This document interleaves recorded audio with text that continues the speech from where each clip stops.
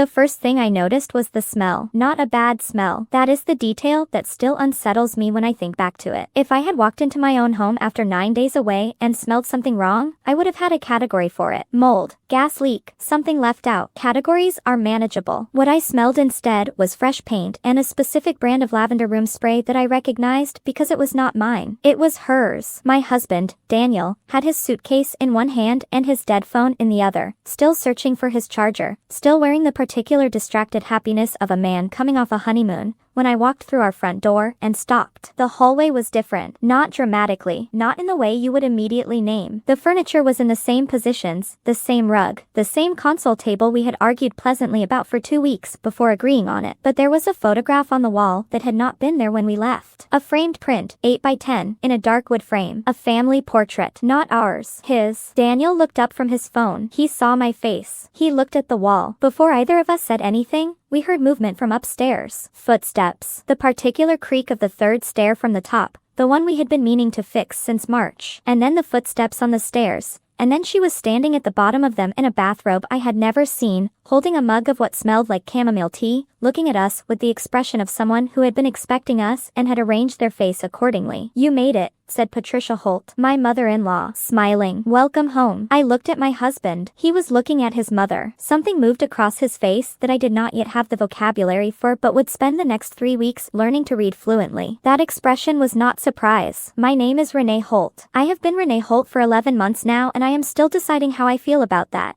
Which is a sentence I could not have written a year ago and could not have avoided writing today. I am 31 years old. I am a project manager for a mid-size construction firm in Charlotte, which means I spend my professional life keeping complicated things on schedule and under budget, and making sure that the people responsible for specific outcomes are held to them. I am organized. I keep records. I am the person in every room who is watching the clock and the checklist simultaneously, and who finds that combination not stressful, but grounding. Daniel Holt is 34. He is an anesthesiologist, 3 years out of his residency, joining a practice in South Charlotte. He is smart and warm and capable of extraordinary tenderness, and he has, for as long as I have known him, had a fundamental and seemingly structural inability to say a direct and final no to his mother. I knew this when I married him. I had assessed it, as I assess most things, and determined that it was workable. That love and patience and clear communication could address it over time. I have since updated that assessment. Patricia Holt is 62 years old and has been a widow for 7 years, since Daniel's father passed from a sudden cardiac event at 58. She is from a small town outside Raleigh, the kind of woman who describes herself as old-fashioned and means it as a compliment, who sends birthday cards with handwritten notes and brings casseroles to neighbors and volunteers at her church 3 days a week. She is, in the estimation of everyone who knows her casually, an exceptionally kind person. She is also the kind of woman who, while her son and his new wife were in Maui for 9 days, packed a significant portion of her belongings into the guest room of their house, repainted the master bedroom without asking, changed the locks, had a spare key made, introduced herself to the couple next door as the homeowner, and was standing at the bottom of their stairs in a bathrobe when they returned. These two versions of the same woman are both true. I have spent 11 months learning how to hold them simultaneously. Daniel said, "Mom, what are you doing here?" It was not quite a question. It had the cadence of a question, but the weight of a man who was already assembling an explanation that would make this manageable, already running the calculation of how to translate what he was seeing into something that did not require a confrontation. I could not watch him do that yet. I walked past both of them and went upstairs. Our bedroom was sage green. I stood in the doorway for a moment. 2 weeks before the wedding, Daniel and I had spent a Saturday painting this room together. We had chosen a warm white that we had agonized over for longer than 2 adults should reasonably agonize over a paint color, testing 6 samples on the wall, standing back with our coffee mugs, debating undertones. We had painted it together and it had been one of those ordinary days that becomes quietly significant in retrospect, the kind where nothing remarkable happens and everything feels exactly right. It was sage green now, a perfectly nice color, not ours. Our wedding photo, which had been on the nightstand, was gone. In its place was a small ceramic dish I did not recognize, holding a set of keys. On the dresser, a collection of items I had not put there. A hairbrush, a paperback novel, a phone charger, plugged in, her phone attached. I opened the closet. A row of her clothes hung neatly, occupying the left side. The left side had been mine. I closed the closet. I stood in the middle of the sage green room for approximately 30 seconds. Then I went back downstairs. Daniel and his mother were in the kitchen. She was making tea she had not been offered. He was standing at the counter with his arms crossed in the way he stood when he was managing his own discomfort,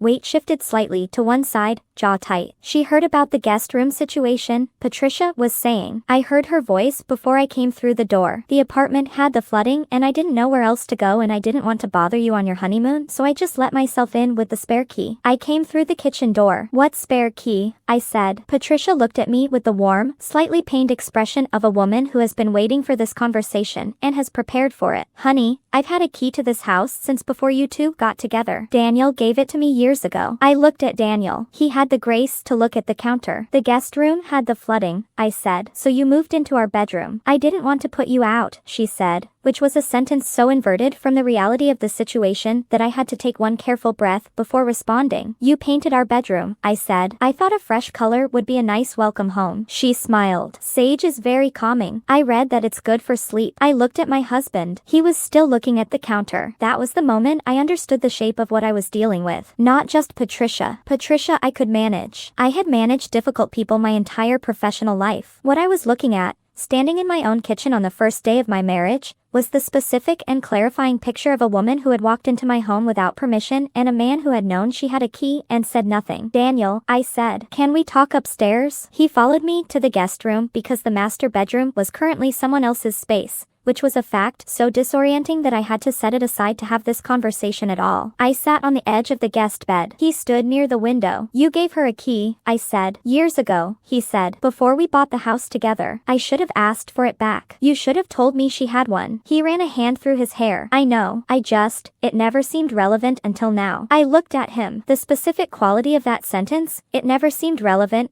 told me everything I needed to know about the gap between how Daniel experienced his mother's presence and how I was going to experience it if I did not act precisely. She needs to go back to her apartment, I said. Tonight or tomorrow. We can help her find a hotel. Help her deal with the flooding situation, whatever it takes. But she cannot stay here. He was quiet for a moment. Renee, she has nowhere to go. Her apartment has water damage. Then we help her find a hotel. I will call the hotel right now. I will pay for the first 3 nights. She's not going to want to go to a hotel. Daniel, I said his name the way I say a client's name when they are about to miss a deadline and I need them to understand the consequence. She moved into our bedroom. She changed the locks on our house. On the first week of our marriage. He looked at the floor. I know it's a lot. It's not a lot. It's a boundary violation. It is a significant and deliberate boundary violation and I need you to see it that way. She didn't mean it as, how she meant it is separate from what she did, I said. And what she did is not something I am willing to absorb into the ordinary friction of a new marriage, because it is not ordinary friction. It is her being in our bedroom right now. He looked up. His face had the expression of a man being asked to do something he had been avoiding his entire adult life. Give me tonight, he said. Let me talk to her. I'll handle it. I looked at him for a long moment. Tomorrow morning, I said. I need this handled by tomorrow morning. He nodded. I went to the guest room. I closed the door. I sat on the edge of the bed and I opened my phone and I called my best friend, Andrea, who answered on the second ring and whose first word, when I told her what I had come home to, was unprintable. Tomorrow morning came and went. Daniel had talked to his mother. This was the report delivered to me over coffee while Patricia moved audibly through our kitchen making breakfast she had not been asked to make. The conversation had gone, according to Daniel, well. She understood the concern. She was working on the apartment situation. She needed a few more days. A few more days, I said. The flooding is extensive. She can't go back until they finish the repairs. Then a hotel. Renee. His voice had the careful quality of a man walking a line. She's 62 years old. She doesn't want to be alone in a hotel. I set down my coffee cup. I went to the living room. I called the property management company that handled Patricia's apartment building in Raleigh, because I had the number from a document I had helped Daniel organize during the move, and I asked them directly about the flooding situation in Unit 412. There was a pause. Then the woman on the other end said, I'm not showing any active work orders for that unit. There was a minor pipe issue in the building's second floor hallway about 3 weeks ago, but the affected units were all resolved within 48 hours. I thanked her. I sat in my living room with my phone in my lap and I listened to my mother-in-law humming in my kitchen while she made eggs in my pan. There was no flooding. I want to tell you what I did with that information, because what I did not do is as important as what I did. I did not go into the kitchen. I did not confront Patricia. I did not call Daniel at work and deliver the information in the manner of someone who has just won an argument. I sat in my living room and I let it settle into the picture I was building, the way you set a piece of evidence in a file and note its position relative to everything else. Then I called my sister-in-law. Daniel had one sibling, a younger sister named Jess, who lived in Raleigh and who had been, at our wedding, the warmest and most straightforward member of his family. She had given a toast laughed that was funny and genuine and had hugged me at the end of the night with the force of someone who meant it. Jess answered on the third ring. Hey, Renee, how was the honeymoon? It was wonderful, I said. Hey, I have a question and I need you to be honest with me. A beat. Okay. Did your mom tell you she was going to stay with us when we got back? Silence. The specific silence of someone who has just been asked a question they were hoping would not be asked. Jess, I said gently. Please. She told me she was thinking about it. Jess said finally. She said Daniel had offered. Daniel had offered. I closed my eyes for a moment. Thank you, I said. I appreciate you telling me. Renee, she does this. Jess's voice was careful but honest. The voice of someone choosing between loyalties and landing on truth. She did it to my ex-boyfriend's apartment when we broke up. She did it to my college roommate when she decided she didn't like her. She has a way of, she occupies space when she feels like she's losing something. Losing something, I said. Danny getting married, Jess said quietly. It's a lot for her. That's not an excuse. I just want you to understand what you're dealing with. I said I understood. I thanked her again. I sat in my living room for another few minutes. Then I did 3 things. The first thing I did was call a locksmith. I scheduled an appointment for the following morning at 9 a.m. to have the locks on our front door, back door, and garage replaced. All 3. New deadbolts, new keys, 2 copies only, both to me. I put it on my personal credit card. The second thing I did was call our HOA. We lived in a small planned community in South Charlotte.